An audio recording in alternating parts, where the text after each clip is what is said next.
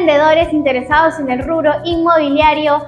Soy Vania Salazar y junto a Johnny Mendivil les doy la bienvenida a un programa más lleno de entrevistas exclusivas, novedades muy interesantes y por supuesto los mejores consejos al momento de vender tu propiedad. Por supuesto, si quieres estar muy bien informado, te traemos el bloque Infórmate Inmobiliario. Aquí hablaremos de 3 cosas básicas al momento de vender tu propiedad o remodelar tu hogar. Por supuesto, número 1 en las tendencias, porque al momento de remodelar el hogar uno quiere tener lo mejor de lo mejor, por supuesto. Y también el tema legal. Número 2, el tema legal. Todos tenemos que seguir al pie de la letra el tema legal porque no tengamos ningún problema. Y número 3, por supuesto, los precios. Todos queremos saber cuánto nos va a salir ese caprichito para que nuestra esposa tenga el mejor baño o nosotros tengamos la mejor habitación, por supuesto, y las visitas estén bien atendidas con nuestras decoraciones de última tendencia. Bueno, y también llegó el momento de mencionarles qué entrevistas tenemos hoy. Por supuesto, hoy tenemos a Juan Diego Clavijo. Él nos hablará un poco más de las licencias urbanísticas. Estaremos hablando un poco más de la arquitectura en Lima, por supuesto, aquí en el Perú y mucho más. Así que no te puedes perder esa entrevista. Gracias a mi partner Johnny Mendivil también tenemos otra entrevista con el arquitecto Josué Castilla, que nos estará hablando un poco más del tema de qué aspecto legal debo considerar al momento de adquirir, de comprar un inmueble. Así que ese tema está muy interesante y también. Pero además tenemos que contarles que tenemos un nuevo bloque gracias a Rubén Giral. Él es el agente inmobiliario de la Cámara de Agentes Inmobiliarios del Perú y trae el tema de ¿vendes tu propiedad? Escucha la voz de un experto. Así que todo este programa estará muy entretenido y con las mejores entrevistas para ti que estás interesado en este maravilloso rubro inmobiliario. Pero sin más que decir, nos vamos al primer bloque. Vamos al bloque Infórmate Inmobiliario y volvemos con más de Millennials. Hola a todos. Hoy día quiero hablar sobre el impuesto a la renta por venta de inmuebles. ¿Qué pasa si una persona natural va a vender su casa? ¿Le corresponde pagar el impuesto? ¿En qué casos no corresponde pagar ese impuesto? ¿Cómo se hace el cálculo? ¿Cómo se hace la declaración y el pago? Empezamos.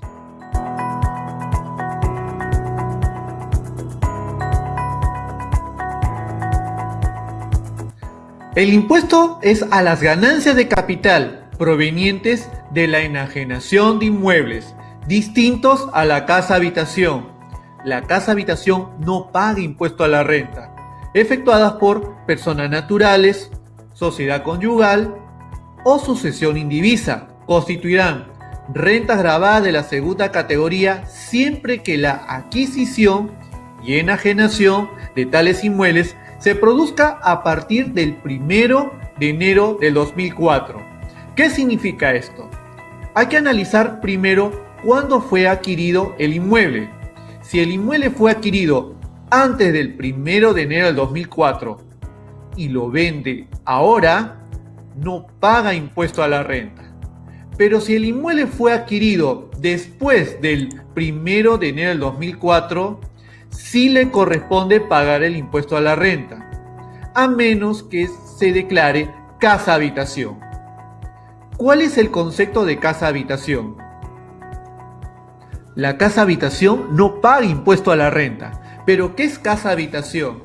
Lo puedo resumir de la siguiente manera.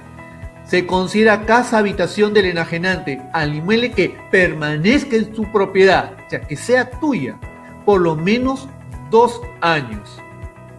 Y que no esté destinado exclusivamente al comercio, industria, oficina, almacén, cochera o similares.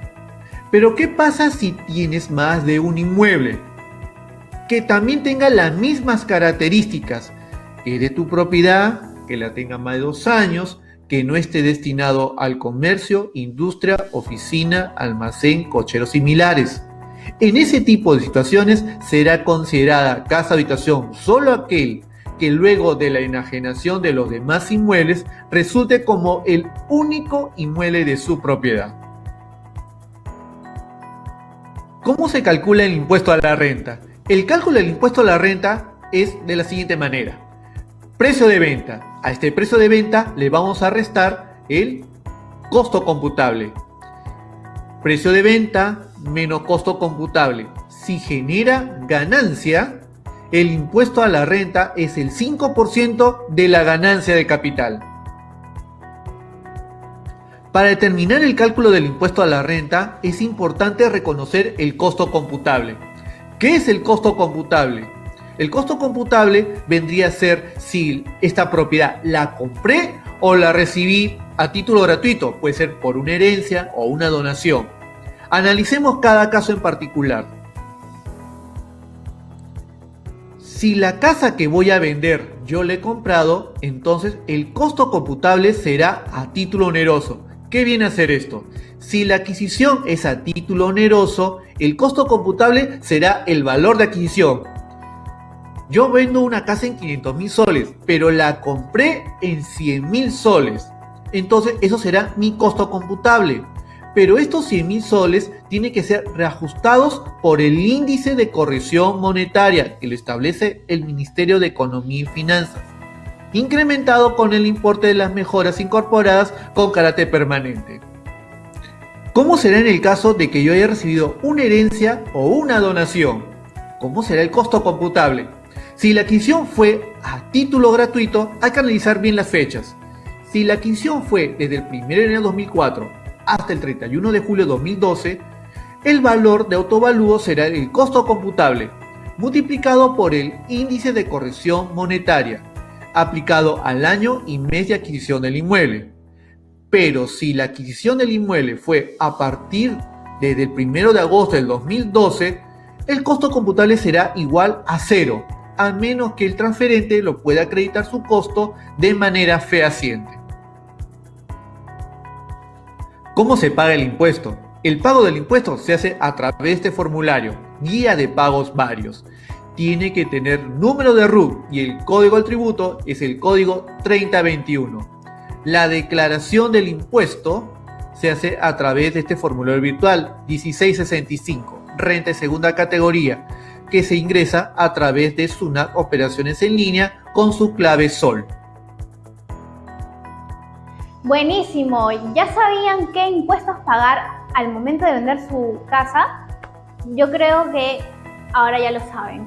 Ya sabes que toda propiedad adquirida antes del 1 de enero del 2004 no paga impuesto a la renta. Buenísimo, ¿verdad?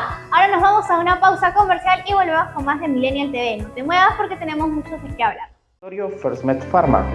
Somos una empresa con más de 10 años en el mercado, dedicada a la elaboración de formulaciones personalizadas con más de 100 fórmulas modificadas por su médico, abarcando varias patologías.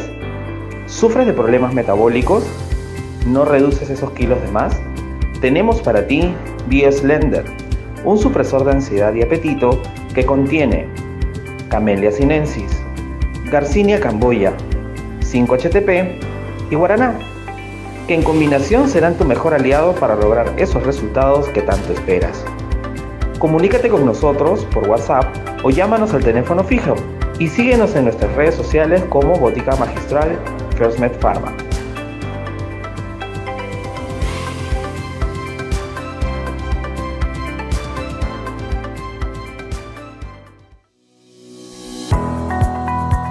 Bienvenidos, ahora estamos en el Jirón Jacal, urbanización Los Naranjos, en Los Olivos. Acompáñenme a hacer este lindo recorrido. Vamos. Departamento en primer piso, área social bien iluminada, con 2 habitaciones amplias, más cocina y un baño, ubicado cerca a centros comerciales.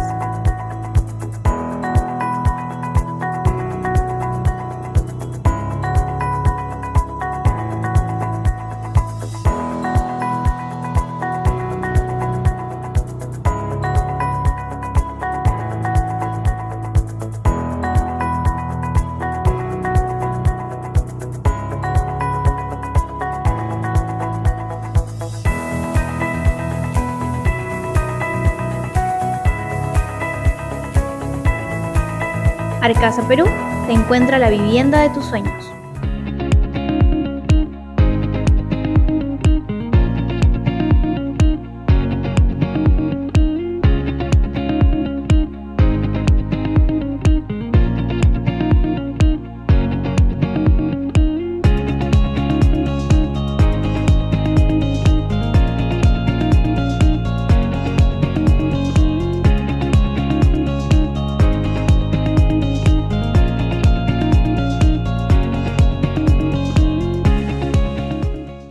con más de Millennial Inmobiliario. Ahora nos vamos con la primera entrevista de hoy y para ello vamos a hablar de un tema arquitectónico.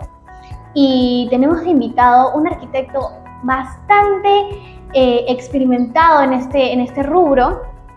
Él es Juan Diego Clavijo. Nos va a hablar más sobre las licencias urbanísticas, porque sabemos que detrás de toda propiedad hay un extenso trabajo y maravilloso que él nos va a detallar ahorita mismo. Bienvenido a Millennial Inmobiliario, Juan Diego. ¿Cómo estás? Buenos días. Cuéntanos, ¿cómo es todo este trabajo detrás para sacar las licencias de cada obra?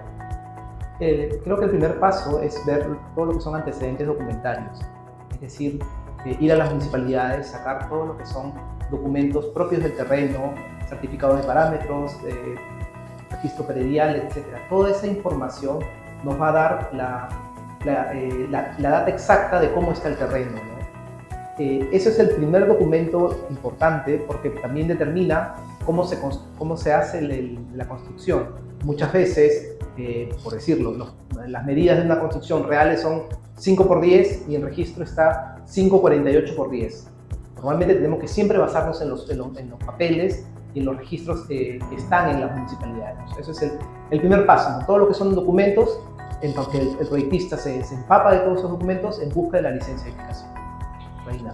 Mire, hay bastante de este tema de que algunos preferimos no ir con los expertos, ¿no? Y hay algunas personas que deciden hacer sus propias casitas, ¿no? ¿Será que la licencia lo puede sacar cualquier persona natural?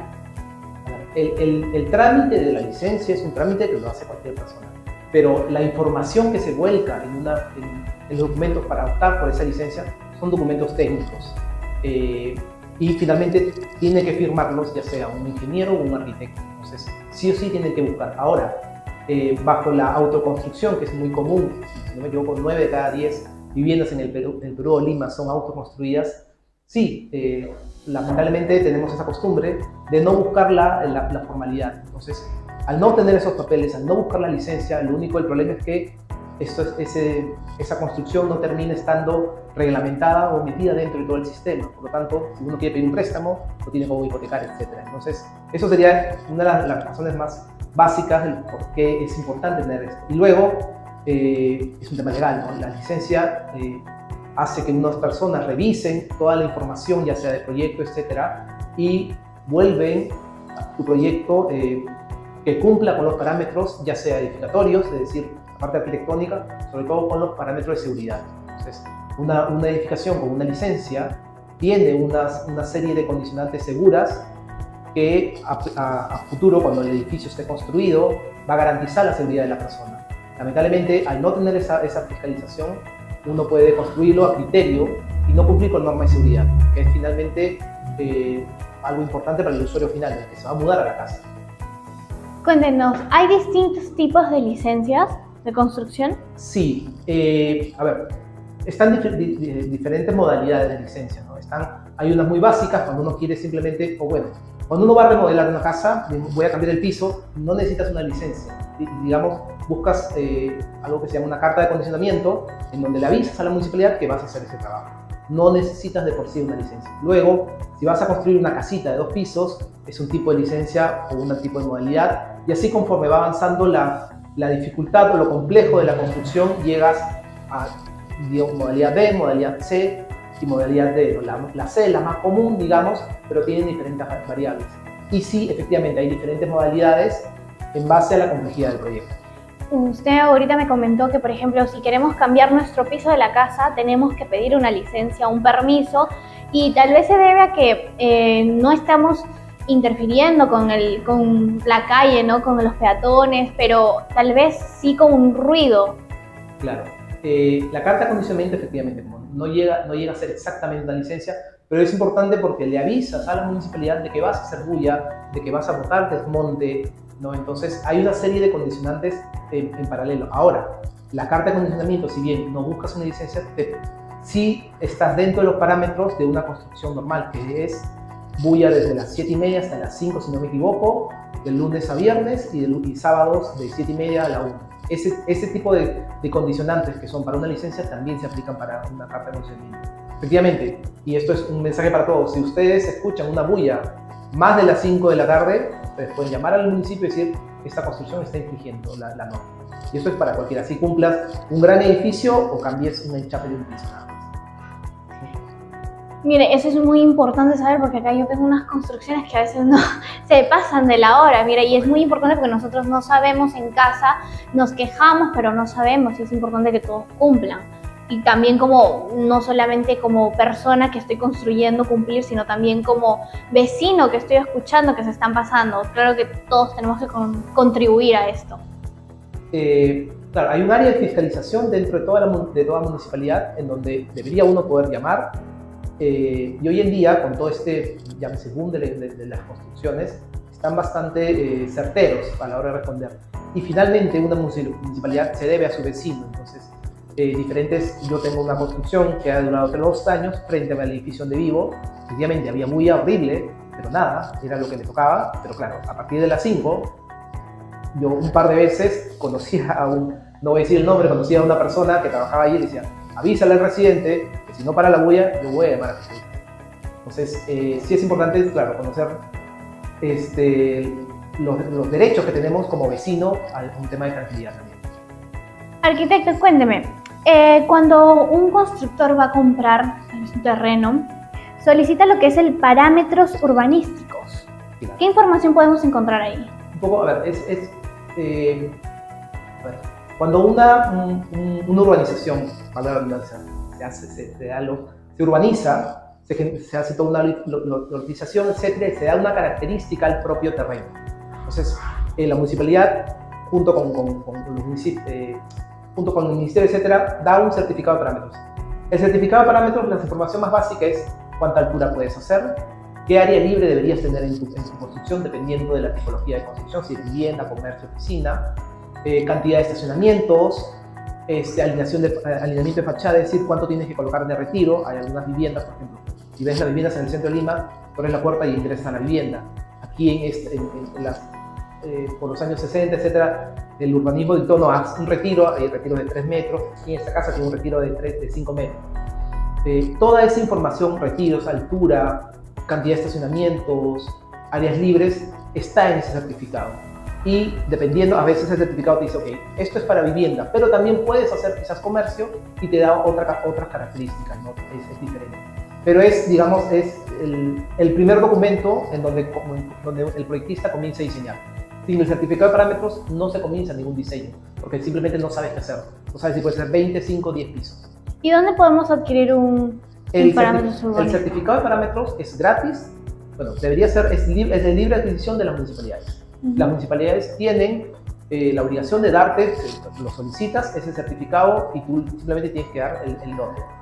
Algunas municipalidades tienen esto hasta digitalizado. Tú puedes entrar, porque claro, un agente inmobiliario quiere comprar un terreno y no sabe qué es, puede ir a algunas municipalidades, entrar en la web y decir, ok, en este terreno yo podría hacer un edificio de 10, 20, 25 pisos. Es un documento libre que tiene que dar las municipalidades. Ya, y es muy importante saber todo esto al momento de construir, empezar una construcción. Arquitecto, mira, justo ahorita me mencionó que en el centro de Lima las casas están muy adelantadas. ¿Qué tipo o qué modelo de urbanismo hay en Lima? A ver, disculpe, efectivamente, ¿no? El urbanismo planteó de que se genere un retiro para hacer una diferencia entre la vereda y la casa.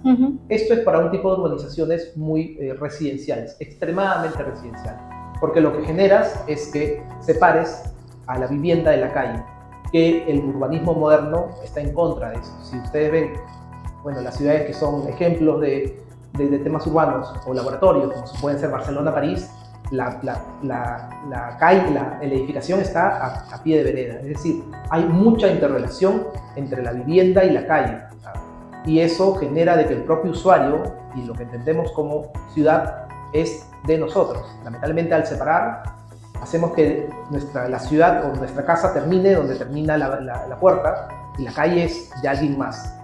Cuando hay esa idea o hay esa concepción de que la casa o de que la ciudad es nuestra, por lo tanto, la vereda es nuestra, la calle y la pista es una parte del auto, pero podría ser también del peatón, etc. Entonces, en el centro de Lima antes, porque finalmente es un urbanismo de hace 300, 400 años, la casa está a pie de vereda y lo que teníamos en ese tiempo era lo que alguna vez se llamó el zaguán, que es un ambiente previo antes de entrar a la propia vivienda y generaba que las personas estén mucho más relacionadas a la calle. Para terminar sobre este punto, me gusta mucho el urbanismo también, no quiero irme por otros lados, pero hay un gran urbanista, Jane Jacobs, que hablaba de un tema muy curioso que es ojos en la ciudad. Es decir, y lo resumo aquí, no hay mejor seguridad, voy a decirlo, que la viejita en el balcón. Es mucho más segura que 40 videocámaras o 60 serenatas. No hay más seguridad que tú saber que hay alguien que te está mirando. Eso se está perdiendo y se intenta regresar a esa idea, ¿no? De que sea la propia ciudad mire la propia vivienda mire la ciudad, que no perdamos eso. Pero tal vez en este tema del urbanismo, que las casas están al pie de la vereda, tal vez las calles son más grandes. Por eso como que no se siente, porque acá en Lima, en ciertos lugares, las casas que están al pie de la vereda se sienten muy chiquitas y se sienten que tal vez un poco peligrosas, porque como hay mucha sombra, no hay mucha luz, en especial cuando hay edificios, tal vez se sienten un poco inseguros. Sí, efectivamente, hablamos, por eso te mencionaba el tema de la seguridad justamente. Esto es un tema bastante más complejo, que efectivamente hay un tema de ancho de vereda, ancho de vías, cómo debería estar configurada la ciudad en base a esos condicionantes. Pero como digo, sobre la seguridad, insisto, no hay más seguridad que una persona mirando desde realmente el balcón. Tenemos los balcones coloniales, el balcón de 50 centímetros, dicen que es la última, es un balconcito miserable, pero en esos 50 centímetros... podemos chismear todo. Exacto, y eso, créeme, da un tema de seguridad. Ahora, cuando ya esto tiene que estar acompañado, como bien dices, del tema de la iluminación, de un tema del ornato público, es decir, que las veredas estén bien hechas, que las pistas estén bien hechas. Que la gente también sea más organizada. Todo ese deterioro hace que uno comience a perder el aprecio de la ciudad y se encierre en sus casas. Es lo que tenemos que tratar de cambiar esa idea. No nos encerremos en nuestras casas. Busquemos la calle como uso nuestro, finalmente. Mira, y algo que me preocupa también, hablando de las calles, es la sobrepoblación de autos. Cada año se incrementan más autos y o sea, ¿usted cree que está preparado Lima para tantos autos? Porque yo todo el tiempo veo fuera de mi casa 10 autos que no son míos, pero ellos están ahí ocupando mi casa. A ver, la única forma correcta de resolver el tráfico, los problemas en una ciudad, es el transporte público. Cualquier otra solución son, digamos, salvaguardas, pero el auto como tal no es una solución a un transporte público en una ciudad como la nuestra, que de 10 millones. Estamos comenzando a hacer los metros, que, bueno, vamos uno y el otro ya está terminándose. Ya llegaron tarde porque sigue siendo una solución, pero yo no me acuerdo de quién, escuché una comparación muy buena que lamentablemente debemos de anchar las vías para que entre más autos. Yo estoy un poco gordito y como lo sé que cuando uno tiene las venas, ¿no?, llenas de grasa, lo que hace no es anchar la vena, lo que hace es dejar de comer grasa. Tenemos que reducir el parque automotor, volcando en camiones, en bicicletas, en buses, bicicletas, metro, y reducir los autos. La solución no es ni crear vías más anchas, ni crear vías rápidas, no solucionan nada. Pasos a desnivel, que tampoco lamentablemente solucionan nada, lo único que hacen es, ok, salvaste el semáforo ese, pero el otro semáforo te complicó, digamos, por los pasos a desnivel. La solución definitiva realmente es un buen transporte. Eso es la base y democratiza la ciudad, porque un transporte público es más eficiente para una persona de escasos recursos, como un millonario que quiere llegar rápido, y que sabe que la única forma de llegar de A a B es en el tren, que va a llegar rápido. Democratiza una ciudad. Y tal vez aumentando, no sé, el tema de las cocheras en los nuevos edificios, porque he visto que en los nuevos edificios ya hacen estas cocheras que son subterráneas, por pisos, ya no una sola ni afuerita, sino por pisos.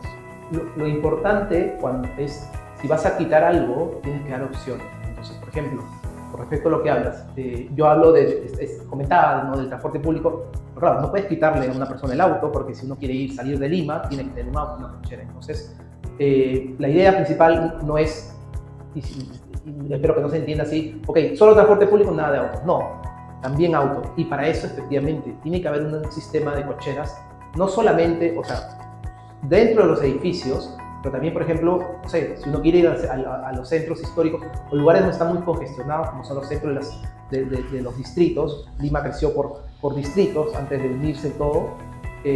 Sí es importante generar todo este tema de cocheras, tanto en los edificios como en las vías.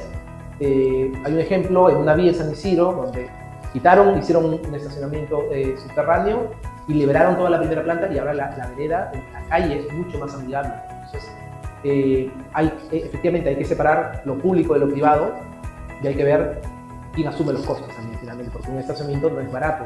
Un estacionamiento subterráneo en un edificio es lo más caro que existe. Mientras más entierras un edificio, entonces tiene que haber un equilibrio entre cantidad de estacionamiento de un edificio y cuánto uses el agua. Por ejemplo, en Lima, en el centro de Lima, se sabe que es muy transitado y el tráfico a veces es insoportable porque todo el mundo quiere ir a comprar, todo el mundo hace sus compras por el centro de Lima. ¿Usted cree que es apto hacer un estacionamiento subterráneo para su urbanismo? Porque me imagino que hay muchas casas muy antiguas que corren peligro, entonces sumemos que le podemos hacer una cochera subterránea, ¿no? ¿Se podría en esos casos? No solo se podría, sino se debería, ¿no? En Londres, si no me equivoco, tú para entrar en tu auto al centro de Londres tienes que pagar un impuesto.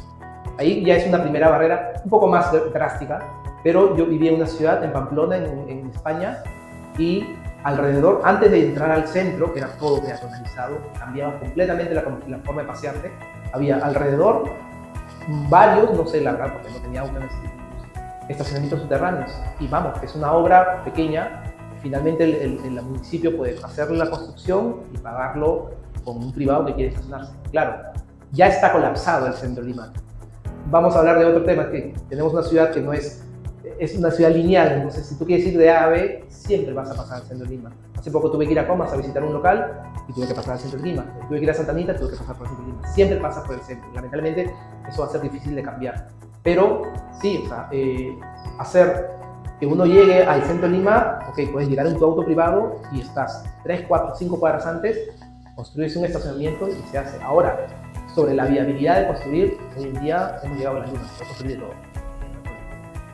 Claro, porque lo que uno se preocupa es que en las casas en el centro de Lima ya están, que dicen ayúdenme y nadie las ayuda, ¿no? Y yo creo que si, como usted dice, ¿no? En Londres hacen sus cocheras y pagan un impuesto para entrar al centro de Londres. Sería una manera de mejorar el centro de Lima, ¿no? Y hoy en día, Dios gracias, por lo que se está viendo, ya se están remodelando oficinas, ya se están remodelando edificios en el centro de Lima. Ya se está poco a poco volviendo a usar el centro como lo quería hacer, ¿no? Un punto neurálgico en la ciudad. Lo único que nos falta ahora es completar con los barrios alrededor, ya sea Barrios Altos, El Rímac, etcétera, que tienen toda una carga cultural y filosófica muy fuerte. Hace poco dicto clases en una universidad, estudiamos el Barrios Altos por unos semestres. Claro, o sea, es bellísimo pasearse por Barrios Altos, pero la seguridad y también el mantenimiento, ¿no? Ves unas casonas que si cierras los ojos y las remodelas, sería, o sea, hermoso. Y aparte, como les decía, no solo la parte física, sino la carga cultural. O sea, hay un tema el propio periodismo nació ahí. Entonces hay una serie de familias que han nacido de ahí, que saben, o sea, tienes Bellas Artes por ahí. Entonces hay un tema, o sea, ya de por sí, ese tipo de barrios ya tienen toda una carga cultural. Incluso las tiendas, porque en el centro de Lima hay Ripley y eso, y aún así conservan su diseño histórico. A Dios gracias, felizmente Lima está declarada patrimonio, entonces hay toda una serie de temas de conservar, pero no olvidemos que, conservar lo que se pueda conservar. Lamentablemente a veces queremos conservar cosas que ya están derruyendo y no, hay que derrumbar y construir algo. Y claro, porque también afecta a la seguridad del ciudadano que vive. Y tenemos que entender que Lima no comenzó en la colonia. Lima tiene mucho tiempo, entonces tiene muchos estilos arquitectónicos, no tiene un solo estilo. Entonces, y por distrito se dividen esos diseños arquitectónicos. A ver, claro, estamos hablando un poco de la parte céntrica de Lima, Barrios Altos, Rímac, y por la forma en la que creció Lima, que tenía los balnearios, porque San Isidro, Miraflores, Barranco, tiene diferentes tipologías arquitectónicas, ¿no? la casa rancho, porque claro, uno salía de Lima y se iba a veranear a Barranco. Sí, efectivamente hay diferentes tipologías, pero como decía, si bien los distritos periféricos tienen construcciones tienen una antigüedad de 60, 70 o 100 años, Lima no es virreinal, Lima es mucho antes virreinal. Hay que repensar cuando uno quiera construir en el centro de Lima, qué cosas hacer. Interesante conversación hemos tenido sobre los diseños arquitectónicos de Lima. Por último, quisiera dejarle algún mensaje a los chicos que lo están viendo, a los también arquitectos, futuros arquitectos que están en esta carrera y aún tienen dudas sobre su carrera, si seguir, si no, porque sé que es bastante complicado, bastante trabajoso. Sí, efectivamente. Creo que una de las partes más bonitas de la arquitectura es que tiene la parte técnica y la parte artística, y las dos tienen que consensuar. Eso es, creo, algo muy particular de esta profesión, porque, claro, como uno aprende, estuvimos hablando de las licencias, que tiene toda una característica técnica que uno tiene que conservar, no deja de ser artístico. Entonces, y viceversa, tampoco es que sea solamente bonito un edificio y no cumple con la técnica. Entonces, bajo ese concepto se juntan las dos cosas, ¿no? La parte artística y la parte técnica, que es muy bonita como carrera, ¿no? Y como profesión sí es bastante apasionante y tiene que ser apasionante porque es muy demandante, ¿no? En el sentido de, como profesión, y he podido trabajar y estudiar en otros países y todos son lo mismos. Hay una dedicación muy interna, muy intensa de trabajar en un proyecto durante, no sé, 40, 50 horas seguidas, durmiendo un par de horas. Pero a eso voy, o sea, uno termina apasionándose tanto que esas horas se pasan rápido y al final el producto que uno tiene es bastante satisfactorio. Y finalmente, como profesión, terminamos diseñando siempre un volumen arquitectónico, algo que se ve. Entonces, a veces uno pasea por la calle o pasea y dices, eso lo construí yo. Hace poco me paseo con mi hija por la Costa Verde y el malecón que remodelaron en San Miguel Magdalena. Yo participé en ese proyecto, entonces le puedo decir, bueno, ese tacho de basura lo diseñé yo, por decir, ya pasa más simple. Y usted me cuenta que tiene experiencia en Europa. Sí, estudié 2 años en Europa, sí. Un máster en... Una maestría en diseño arquitectónico en la Universidad de Navarra. Mire, y usted ha traído tal vez esa experiencia o esos diseños urbanísticos de allá a acá. ¿Cómo ve la diferencia? Quizás la mayor diferencia es, como les decía, el tema del uso de la ciudad, ¿no? Entonces, las calles están hechas para los peatones, eso es lo principal. ¿Los autos pueden pasar? Sí, pero a veces en ciertas partes ya muy cerradas, solamente de noche, y en otros con cierta reglamentación, ¿no? Pero creo que la mayor diferencia es que el propio ciudadano entiende que la ciudad es de él y que el responsable de que la ciudad esté bien es de él, y que las autoridades simplemente son posiciones que ayudan a terminar eso, ¿no? Entonces, eso para mí fue lo más diferente que encontré, pero tampoco verlo desde el tema fatalista, porque uno dice, no, que estamos en Sudamérica, en Lima. Si nosotros vemos fotos de, no sé, Ámsterdam, que puede ser ya el paraíso, el cuento de hadas, la ciudad, Ámsterdam hace 40, 50 años, era el mismo caos con estacionamiento por todos lados, que fue que la población dijo, bueno, hasta aquí quedó, comenzó a presionar para que se utilice y que el propio municipio cambie la conceptualización del uso del auto para el peatón. Entonces, eso para mí fue el mayor cambio, el de usar la ciudad, ¿no? Entonces, y usar la ciudad de buena manera. Quiero que también finalmente terminar en ese tema, ¿no? En el sentido de, uno dice, ok, una ciudad de noche es una ciudad para ir a hacer fiestas, etc. No, había barrios en donde uno podía salir. Yo veía, era muy curioso porque estábamos en invierno y los inviernos son de 5 o 10 grados bajo cero, donde salía la gente con el cochecito con su bebé. Entonces era un lugar, y era un bar, pero era un bar donde podía juntarse una familia. Entonces, no solamente usar la ciudad, sino usar la ciudad en cualquier momento, en cualquier lugar y cualquier persona. Es algo muy bueno para la salud también, porque por ejemplo en pandemia vimos que como todo el mundo aprovechó en salir a la Costa Verde a caminar, a manejar bicicleta cuando no habían carros, los días que no podíamos utilizar carros, como la gente, todo el mundo estaba feliz de salir a caminar, a conocer de manera tranquila.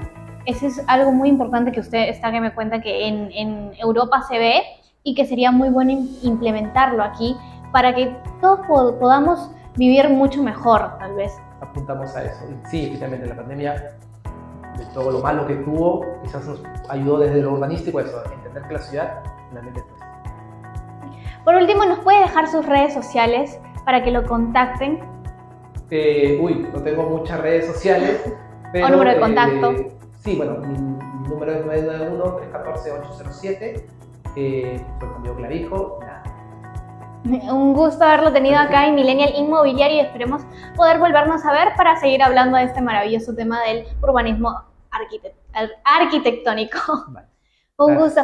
Con ustedes no se muevan porque volvemos con más de Millennial Inmobiliario. Así que vamos a una pausa comercial y volvemos con más.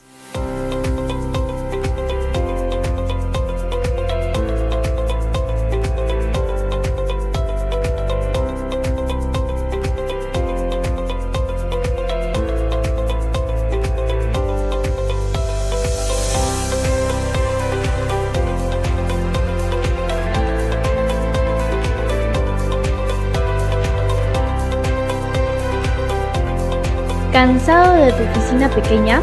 Que cuando quieres ir a tu reunión, el ascensor está lleno y tú estás muy apurado camino a tu reunión.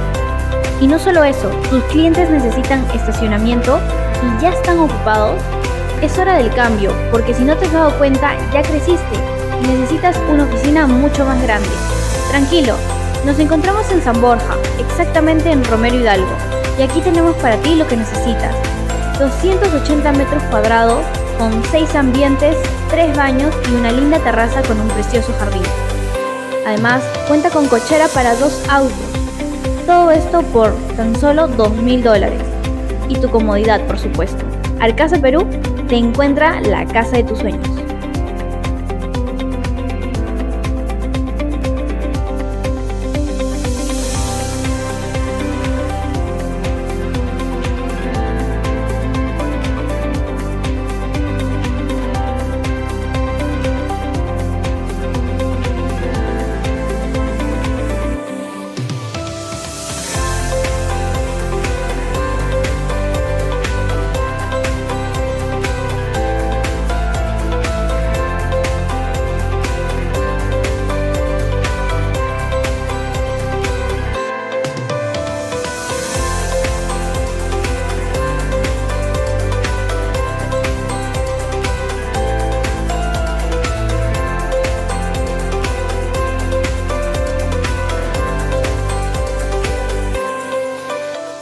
Arcasa Perú. ¿Recuerdas cuando nació Manolo? La época en que remodelamos nuestra casita.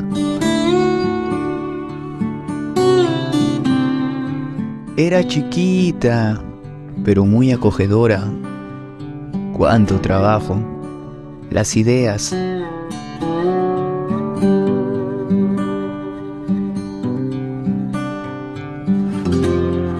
La satisfacción de que era nuestra, la felicidad en ese entonces. Luego vinieron nuestros hijos.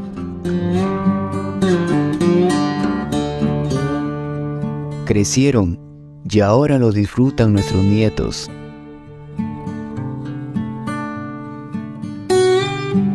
Romasa, creando el ambiente que sueñas.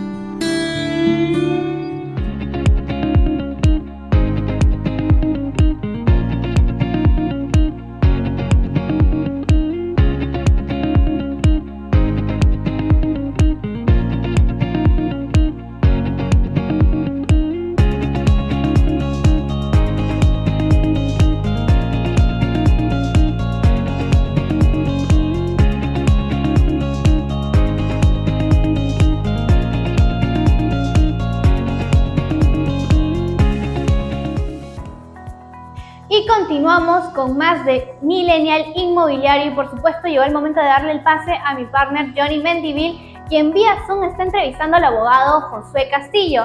Ellos dos nos traen un tema muy interesante que es el qué aspectos legales debo ver antes de adquirir una propiedad. Es un tema muy interesante para todos los que están en ese proceso, así que sin más que decirles, vamos a la entrevista.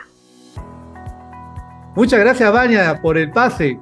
Bueno, les comento que hoy día me acompaña un gran amigo, el abogado Josué Castillo, abogado especializado en temas inmobiliarios, y vamos a consultarle algunas preguntas legales. Bueno, en estos tiempos se escucha mucho sobre el invertir en bienes raíces, construir. Entonces, antes de invertir en bienes raíces o construir un edificio o vender lote de terreno, hay que tener conocimientos básicos legales sobre al momento de adquirir una propiedad. Y ahora le voy a preguntar aquí a mi amigo José Castillo, abogado especialista en temas inmobiliarios, ¿qué debo considerar al momento de comprar un inmueble? Bien, buenas noches, Johnny, buenas noches a toda la audiencia de este sintonizado programa.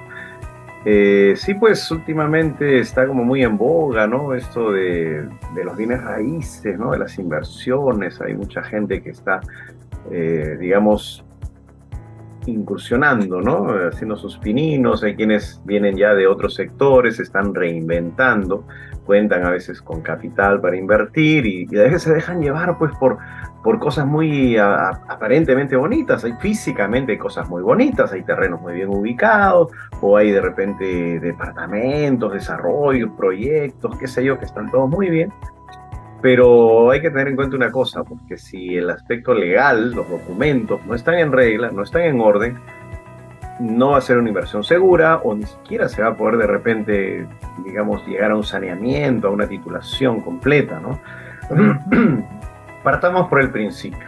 A ver, yo recomendaría empezar por saber si quien nos va a vender es realmente el propietario inscrito en los registros públicos. Existe, pues, diferentes formas de adquirir información a través de la publicidad registral, una copia literal, un CRI, un certificado registral inmobiliario. Nos va a dar la seguridad de que estamos hablando con el titular, con el propietario. Los registros públicos están ahí para eso.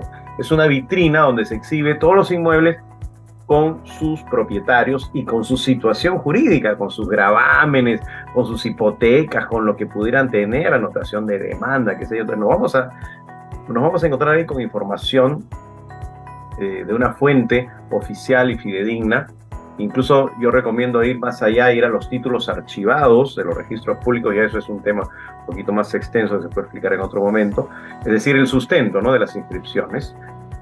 Por otro lado, tenemos en otro horizonte la municipalidad. Tenemos que saber cuál es la situación en la municipalidad. Si esa persona también figura como el titular, como el contribuyente, ¿no? Y si la descripción del inmueble coincide con la de los registros públicos, para que no tengamos problemas en el futuro, y si la identidad del propietario es la misma. Inclusive tenemos que ir a los documentos de identidad del propietario, es decir, DNI, carnet de extranjería, si hay un apoderado, vigencia de poder, si es una empresa, mayor razón también, ¿no? Facultades para celebrar contratos, etc. Entonces, hacemos un estudio de títulos. Y viene a ser más o menos lo mismo que hacen los bancos cuando van a prestarle dinero a alguien que va a comprar, ¿no? Le dice, señor, ya usted tiene capacidad de endeudamiento, le podemos prestar, pero queremos saber qué quiere comprar porque nosotros necesitamos inscribir una hipoteca, ¿no? El banco se protege. Sí, tráigame entonces la copia literal, el CRI le pide el banco, tráigame el testimonio de adquisición de ese vendedor, ¿no? Tráigame HRPU, que son los formularios del autoavalúo, ¿no? Entonces, bueno, tiene que estar pagado el impuesto, ese es otro tema, pero en un primer momento tenemos que ver que todo esté en orden, todo esté en regla. Si todo coincide en este estudio de títulos, entonces ya podemos tomar en serio la inversión, ¿no? Sí, porque no estamos hablando de inversión de poco dinero, estamos hablando de una inversión que es importante. Ahora, como tú bien mencionas, ¿no? Hay que ver tres frentes, ¿no? Registros públicos, municipalidad, repito lo que tú siempre haces, ¿no? Y los documentos de identidad. Pero al momento de que uno desea comprar una propiedad, siempre resultan a veces frecuentes algunos, ¿cómo decirlo? Preguntas frecuentes, cosas que uno que ve frecuentemente al momento de ver ese tipo de documentos. ¿Cómo se vende? Pues cómo se compra, cómo se vende una propiedad. ¿Cómo se celebra un contrato de compra-venta, ¿no? Porque es compra para uno y es venta para el otro, ¿no? Es un acto simultáneo. Bueno, comprar un inmueble pues no es lo mismo que comprar un carro ni que comprarse pues un celular. Tiene distinta formalidad, ¿no? Comprar un carro hay que ir al notario también, ¿no? Pero es para otra cosa, para un acta notarial. En cambio, un inmueble hay que pasar por tres momentos. Primero se tiene que suscribir una minuta. Primero hay que redactar la minuta, hay que acordar los términos de la minuta. La minuta es el contrato, ¿eh? No es otra cosa, no es nada más. Es un contrato, solo que en vez de comenzar diciendo conste por el presente documento, el contrato de compra-venta, dice señor notario. Es una solicitud, ¿no? Sírvase elevar a escritura pública el presente contrato de compra-venta, y ahí viene las cláusulas, ¿no? La identificación de las partes y las cláusulas, ¿no? El vendedor es el propietario de tal inmueble, el comprador es esta persona, el precio pactado es tanto, por el presente documento se vende, la modalidad, la forma de pago es la siguiente, se declara que hay o no hay gravamen. Hay ciertas cláusulas que ya son de rigor, ¿no? Que los abogados ponemos en las minutas, que por cierto tienen que llevar sello y firma de abogado autorizando la minuta y responsabilizándose por el contenido de la misma. Entonces es el primer momento. Y a la vez es el primer filtro también, pues, ¿no? Porque el abogado que va a revisar, que va a realizar, perdón, la minuta, va a revisar la documentación. De ahí viene la notaría, que es el segundo filtro, y además es el momento en que ese contrato a un privado se eleva a escritura pública, es decir, eleva su categoría jurídica. Por eso se dice, sírvase elevar a escritura pública, porque asciende, ¿no? De categoría jurídica, deja de ser un contrato privado, cuya característica principal es que solo es obligatorio entre quienes lo han firmado y no es oponible frente a terceros, mientras que la escritura pública ya es oponible frente a terceros. Es decir, si viene un tercero, por decir, un acreedor, a embargarle al que compró con un documento privado, o los herederos del vendedor a reclamarle al que compró con un documento privado, va a ser bien difícil que se pueda defender con su documento privado. En cambio, con una escritura pública, es un escudo de protección jurídica que puede sacar cada vez que alguien le cuestione su derecho, porque tiene una escritura pública y es oponible frente a terceros. Pero para no tener que estar sacando el escudo cada vez que venga un acreedor, un heredero del anterior propietario, lo mejor, lo ideal es llegar a ese tercer paso, ese tercer momento, que es la inscripción registral.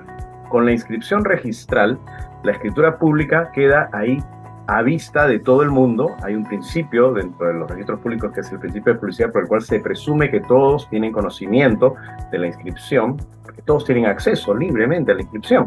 Entonces, ya no necesitas sacar el escudo cada vez que alguien cuestiona tu derecho, sino que ya está ahí. Ya estás en la vitrina de la que hablábamos hace unos instantes. Se está exhibiendo el inmueble con el nuevo propietario. Yo soy el propietario, ahora sí. Que ya lo era desde que se firmó la minuta. Ojo, en el momento en que se firma la minuta, se produce la transferencia del derecho de propiedad, ¿ya? El derecho de propiedad es el poder jurídico de usar, disfrutar, disponer y reivindicar un inmueble. Se adquiere en el momento en que se firma la minuta, que se exterioriza la voluntad del vendedor. Sin embargo, puede haber cláusulas de reserva de propiedad, que es otro tema, ¿no? Se eleva a escritura pública para protocolizarse, protegerse, elevar su jerarquía jurídica, pero el contrato es el mismo inmueble, el mismo comprador, el mismo vendedor, el mismo precio, la misma forma de pago, solamente que ahora el contrato se ha puesto terno, ¿no? Ya no está en polo, ya está en terno. Escritura pública. Y cuando se eleve a la inscripción registral, ya va a estar, digamos, en vitrina, ¿no? Ya va a estar protegido por la publicidad registral. Esa es la base fundamental de la seguridad jurídica en el tráfico inmobiliario. No, sí, excelente, ¿verdad? Las recomendaciones, porque estos son de los pasos básicos o los conceptos básicos que toda persona debe tener al momento de adquirir una propiedad, ya sea para vivir o para inversión, pero estos temas básicos tienen que ser conocidos por estas personas y verificar, ¿no? Justamente todos los pasos que por ahí nos recomendó el abogado José Castillo, abogado inmobiliario. Y más bien, desde aquí, muchísimas gracias, José, de verdad, por acompañarme, por tus consejos. Y bueno, asesórense, señores inversionistas, señores interesados en este lindo mundo de los bienes raíces, asesórense. No todos pueden saber de todo. Tengan un contador brillante como Johnny Mendivil. La entrevista era contigo. Tengan por ahí un arquitecto, un ingeniero y, ¿por qué no?, un abogado. Somos un mal necesario. José Castillo, por favor, dinos cómo poder ubicarte para algunas consultas legales, temas que necesitan las personas al momento de decidir comprar y vender un inmueble. ¿Cómo te encontramos, por favor? Bueno, lo único que tengo es una página de Facebook. Yo soy un poquito en eso conservador. Es un fanpage, se llama, ¿no? Que sale como, está ahí, creo, sale mi nombre, Josué Castillo, abogado inmobiliario. ¿Todo junto, sí, o separado? Palabra por palabra, Josué Castillo, abogado inmobiliario. Y sale, pues ahí está Ahí hay algunos consejos, videos. Ya no hay mucho últimamente realmente porque durante la pandemia es que estuve grabando algunos videos. Y ahí están las conferencias que se dictan también, ¿no? O sea, y bueno, por ahí está el contacto también para cualquier asesoría. Muy bien. Listo, amigo, de verdad, muchísimas gracias. Y bueno, te cedo el paso, Dania, para seguir con este bonito programa. Nos vemos. Chau. Y ya estamos de regreso con más de Millennial Inmobiliario, y después de estas maravillosas entrevistas con Johnny Mendivil, les presento a Rubén Giral.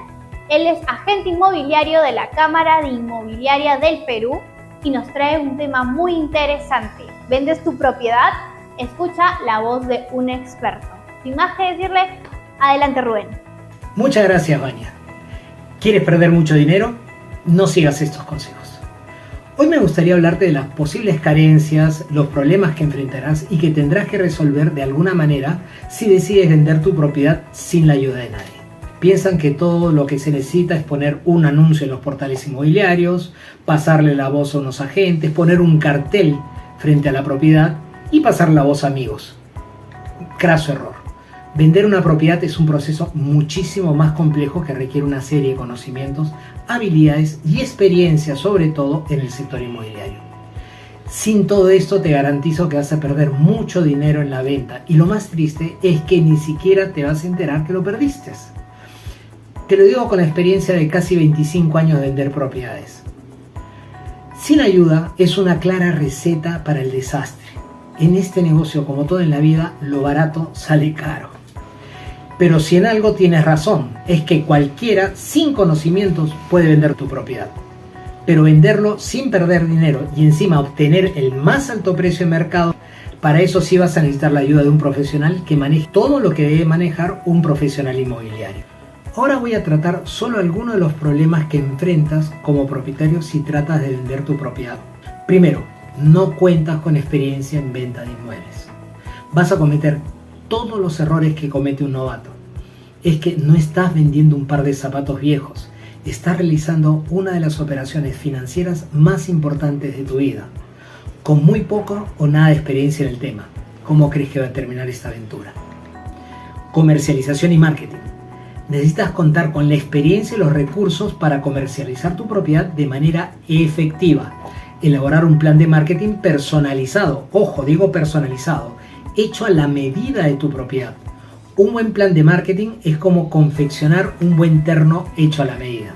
También tienes falta de conocimiento en el mercado. No tienes acceso a datos actualizados del mercado que van a ayudarte a fijar el precio correcto para tu propiedad. Sin este conocimiento vas a sobrevalorar el inmueble probablemente. Y lo que va a pasar es que vas a sobreexponer tu propiedad frente a los compradores, manchando el proceso de venta. En el argot inmobiliario esto se llama quemar la propiedad. Si tu propiedad permanece más tiempo del necesario en el mercado, esa sobreexposición hace que pierda valor económico ante los ojos de los posibles compradores. También requieres conocimientos y habilidades en negociación inmobiliaria. Tú puedes ser muy bueno, excelente negociando en tu negocio o profesión, pero eso no significa que seas un buen negociador de bienes raíces. No conoces todos los entresijos del mercado inmobiliario para obtener el mejor precio posible por tu propiedad. Sin esta experiencia vas a terminar recibiendo una oferta más baja de lo que realmente merece. Esto obviamente incluye publicar tu propiedad en varios sitios web, realizar campañas en paralelo a estas publicaciones. De ser el caso, realizar jornadas de puertas abiertas, así como también, llegado el momento, establecer contacto con otros agentes inmobiliarios que se sumarían a la venta del inmueble. Sin este marketing es posible que tu propiedad no llegue a una amplia audiencia de compradores potenciales. Todo esto con la finalidad de llegar a ese candidato que está dispuesto a pagar más por tu propiedad, ese que tiene realmente el bolsillo gordo. También necesitas conocimientos legales. Cuando vendes una propiedad hay una serie de documentos que han de ser verificados y otros muy bien redactados, como son separaciones, arras, el mismo contrato de compraventa, estudio de títulos, etc. Son requisitos legales que no puedes fallar. Conocer y comprender todos estos puntos son requisitos y debes asegurarte de que se cumplan. Sin una buena guía, podrás estar expuesto a consecuencias que acarrean responsabilidades legales, con un alto costo económico para ti. Temas tributarios. Has de tener conocimiento para realizar un buen cálculo de los impuestos, plazos de pago, etc., para no incurrir en castigos o moras que terminan afectando tu economía. Conocimiento en home staging, o en español, la puesta en escena de la propiedad. El gran desconocido por muchos agentes inmobiliarios y sobre todo por los propietarios que quieren vender su propiedad. Un ejemplo que te puedo poner es muy sencillo. Si vas a vender tu auto de segunda mano, obviamente lo lavas, lo reparas, lo perfumas, lo abrillantas, lo pones en las mejores condiciones, hasta lo afinas, gastas dinero en él. Que no es un gasto, estás invirtiendo, obviamente. Todo esto lo haces para cautivar y atraer al comprador. Lo que tú estás buscando es obtener un mejor precio y venderlo en un tiempo razonable. Y como consecuencia ganarás unos cientos de dólares más. Ahora, ¿te imaginas la cantidad de dinero que pierdes por no poner en escena tu propiedad para la venta? ¿Por no hacer home staging? De eso se trata. Si todavía estás considerando vender tu propiedad sin un agente inmobiliario, te insto a que lo consideres. Los riesgos son simplemente demasiado altos. Al trabajar con un agente de bienes raíces calificado, y ojo, te estoy diciendo bien calificado, no todos lo están, conozco muy bien mi sector. Con uno bien calificado vas a conseguir vender tu propiedad al más alto precio de mercado en el menor tiempo posible y con el mínimo de inconvenientes para ti. Estos son solo algunos de los aspectos básicos que debes contemplar a la hora de vender tu propiedad, ya que si no lo haces bien, lo repito como un loro, vas a perder mucho dinero. Y de paso, si eres agente inmobiliario y estás interesado en especializarte en esta hermosa profesión y desmarcarte de tu competencia con las más avanzadas técnicas inmobiliarias a nivel internacional aplicadas al día de hoy, puedes enviarme un WhatsApp al 955-793-271 que gustosamente podemos conversar al respecto. Por favor, déjanos tus comentarios, inquietudes y sugerencias sobre qué temas quieres que tratemos en las próximas presentaciones. Esto es todo por hoy, nos vemos la próxima semana a la misma hora y en el mismo canal para seguir hablando de temas inmobiliarios. Gracias y muchos éxitos en tu emprendimiento. Soy Rubén Giral, agente inmobiliario y presidente de la Cámara Inmobiliaria del Perú, formado en Europa con casi 25 años de experiencia inmobiliaria en el mercado europeo y peruano. Los dejo con Vania. Muchas gracias. Gracias, Rubén. Y si estás buscando vender tu propiedad sin ayuda, ya sabes, tienes que escuchar los consejos de un experto. Y todos los programas traemos muchos expertos para ti, para que estés muy informado. Por supuesto, todos los programas nos ves los sábados a las 5 de la tarde. Y es fácil, si no tienes cable, no te preocupes. Nos encuentras en el 18.5, simplemente con tu antenita de conejo. Es muy sencillo, o si no, también nos encuentras en nuestra página web www.millennial.news y por supuesto en nuestras redes sociales como Millennial TV. También el tiempo se nos ha acabado, pero no me puedo ir sin antes agradecer a nuestros auspiciadores. Gracias a Arcasa Perú, que es uno de nuestros auspiciadores más importantes. Sin ellos este programa no sería posible. Además que sabes, si estás vendiendo tu propiedad, estás alquilando tu vivienda o departamento o todo tipo de propiedad, ellos se encargan de todo este proceso por ti. Así que los puedes contactar en su página web como www.arcasaperú.com o también en todas sus redes sociales. Además, están en expansión. Si eres un agente inmobiliario en cualquier parte del Perú, ellos están interesados en que te unas a ellos.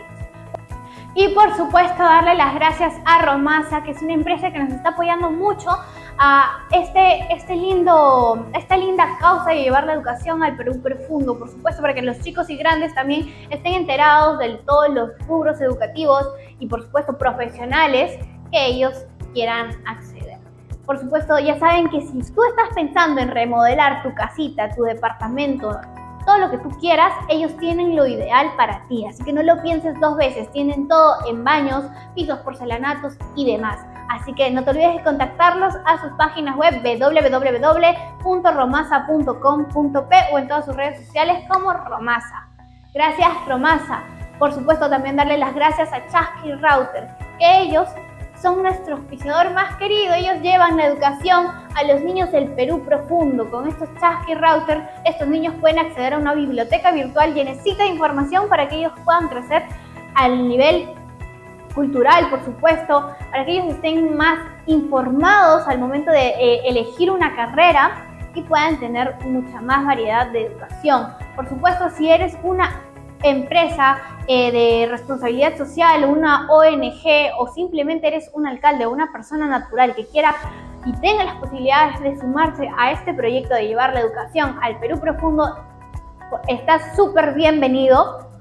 Nosotros te vamos a recibir con los brazos abiertos para que estos niños puedan crecer con esta educación que es fundamental para ellos, para que tengamos unos ciudadanos con mucho mejor empleo, para que todos seamos también más felices. Por supuesto, ¿quién no quiere ver a nuestros niños estudiando y que puedan graduarse en una carrera que ellos estén muy entusiasmados de aprender desde muy pequeño?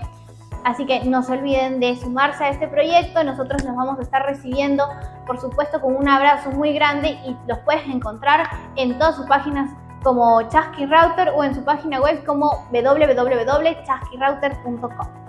Y sin más que decirles, tengo que despedirme, pero yo me voy feliz y contenta porque este programa estuvo lleno de novedades, de entrevistas exclusivas y mucho más que todos los programas. Yo les prometo que traigo información muy relevante para ustedes. Así que bueno, me voy feliz y contenta porque yo cumplí. Y con esto será hasta el próximo programa, ya saben, a la misma hora y en el mismo canal por Millennial TV. Chau, chau chicos.